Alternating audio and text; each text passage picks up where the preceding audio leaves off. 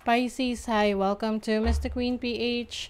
At ito ang inyong weekly reading for April 1 to 7, 2024. This is a general reading. Just take what resonates. Watch your Sun, Moon, Rising, Venus for other messages. And thank you sa lahat ng mga sumusuporta dito sa ating channel. Just a reminder, gamitin nyo lang mga reading na to bilang gabay. Pa-follow, like na rin ang ating Facebook at TikTok. Lahat po yan Mr. Queen PH. Like, share, subscribe, turn on post notifications para lagi kayong updated sa ating mga readings. And if you are interested in private readings, meron tayong link sa description at sa pinned comment. Paki-check nyo na lang po para kayo ay makapag-book.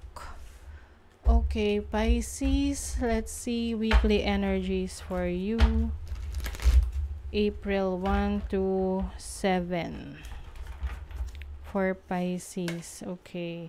Prosperity lies ahead. Wow. So may parating daw na abundance.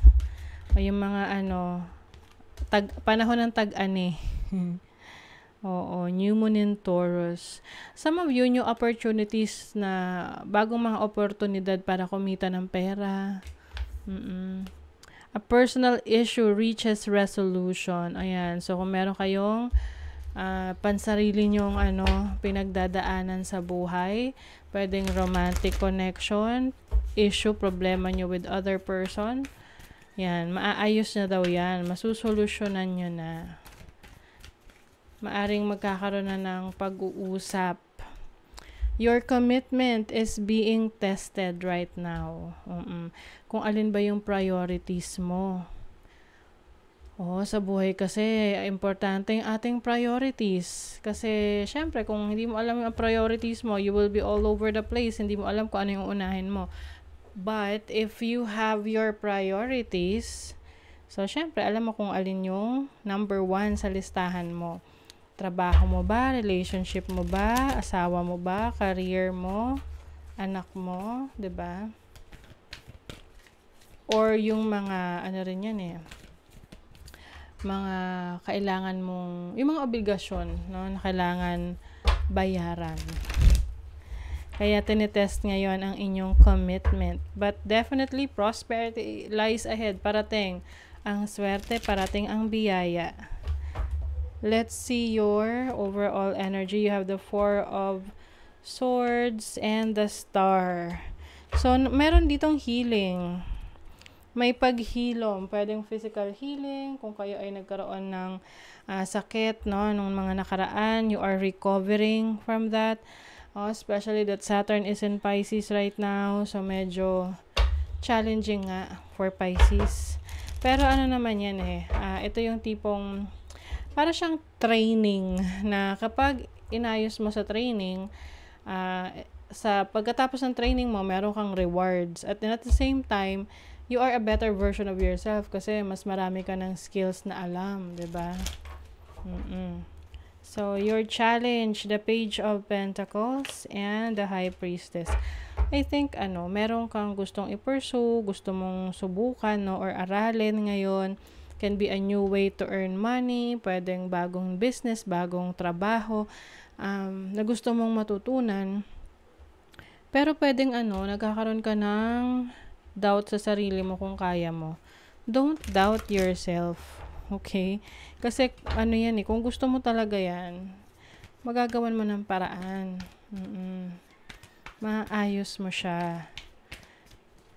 So, meron kayong gustong i-research, pwede rin gusto niyo magsimula ng business. Pero kasi pag sa simula ng business, hindi naman yan basta-basta na lang, uy, gusto ko mag-business ngayon na. Kailangan yan pinag-aaralan, pinag-iisipan, ano ba yung business mo, ano ba yan, produkto, serbisyo ba yan, syempre may mga paperworks din yan, mga permits, no? So, your opportunity is the 2 of Cups and the 5 of Pentacles. So, meron ditong support from someone, from a loved one, your partner, pwedeng business partnership, na sasagip sa'yo, no? As an opportunity para makita mo kung ano yung priorities mo. Maging malinaw sa'yo kung saan mo dapat mas i-focus yung attention mo kasi doon mas malaki yung rewards or yung balik sa'yo, mas worth it, 'di ba? So, let's see your blessing. Anong blessing? You have the 8 of Cups and the Knight of Pentacles. So, I feel like you are leaving a situation na sa tingin mo unstable, no? Pwedeng unstable na relationship, unstable na business, unstable na career. So, I think ngayon, maghahanap ka ng career, trabaho na kung saan mas stable yung income mo. Na you don't have to worry, hindi mo kailangan mag-alala kung magkano yung kikitain mo kasi maaring ito ay magbibigay sa'yo ng stable income, ng fixed income na sure yung iyong yung pagpasok ng pera, no? So, I feel like meron kang realization dito ng mga bagay na kailangan mong pagtuunan ng pansin. You will realize saan mo dapat ilalagay yung effort mo or yung iyong investment, saan ka mag-i-invest ng energy, ng iyong pwede rin ng pera kung may business ka. Okay, so let's see your money, career, finances. Money, career, finances. Let it flow. Ayan, merong, kumbaga, hayaan mo lang, go with the flow, kung saan ka dalhin. No? The universe says, go with the flow. Things may not go according to your plans, but there is something better for you to come. Ayan, meron ka mga i-discover na bagong opportunity sa trabaho, sa business. Merong mga taong magdi-discourage sa'yo or sasabotahe yung mga sinimulan mo. So, yan yung mga kailangan mong iwasan. As much as you can, wag mo munang ipagsabi yung mga plano mo para hindi ma-jinx. Ayan, you have the 3 of Pentacles, Ace of Cups, and the Queen of Wands. So, meron ditong bagong source of income na magiging masaya ka, no? Meron ditong trabaho, business, or career na magdadala ng happiness sa'yo. So, yung iba sa inyo, meron kayong collaboration, working with other people. I also see na napapansin ka ngayon sa trabaho, sa business, or sa career mo dahil sa yung mga ginagawa, dahil sa mga projects mo. So, you're gaining a lot of attention. Kaya nga siguro meron dito na who will try to, bring you down, no? Kumbaga parang mga taong naiinggit sa tabi-tabi.